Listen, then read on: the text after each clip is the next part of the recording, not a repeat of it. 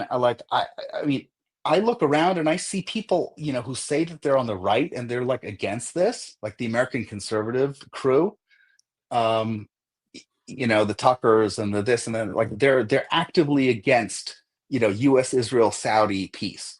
I'm like, what is wrong with you? The only thing that could possibly be wrong with you is if either A, your primary interest is in like, the Russians or the Chinese, or B is like you just hate Jews and whatever, like if Israel is cut in any way, then you're gonna hate it.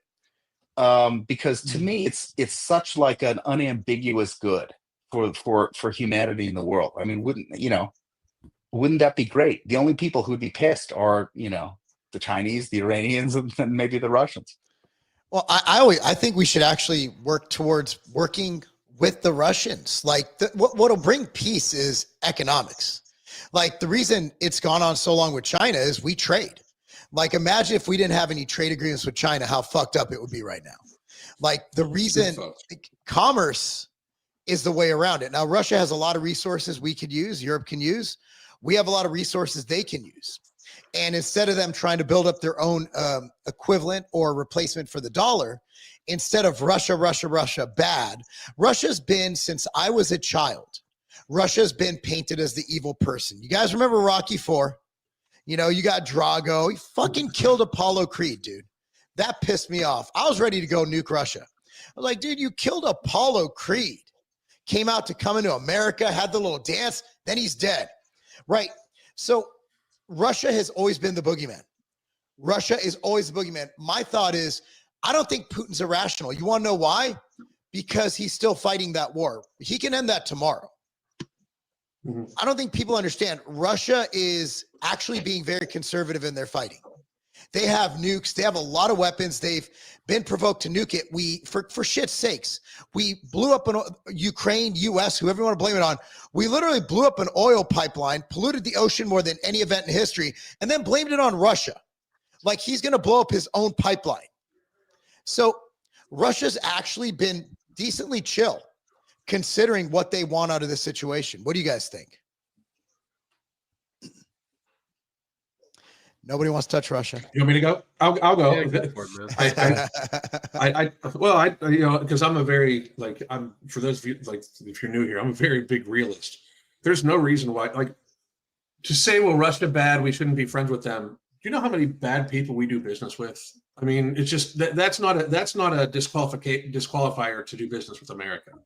And frankly, I don't think we should actually have allies. We should have business partners. Like what happened recently with the USAID thing proved that we don't have allies. We have dependents. We have people that we give money out to throughout the entire world, right?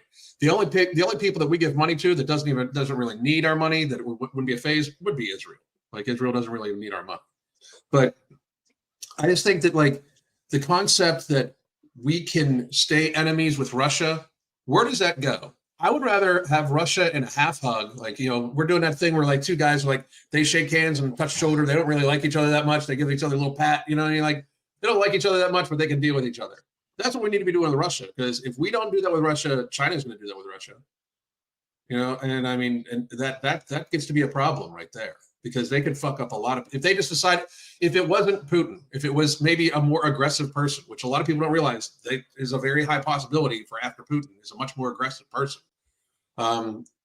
Because they've painted Putin to be this irrational, crazy person. He's actually a very, he's not a good morally ethic person because he's the president of Russia, I think, but he's also not nearly like the warmonger that people are pointing him out to. I would argue that Liz and Dick Cheney are far greater warmongers than Vladimir Putin, right?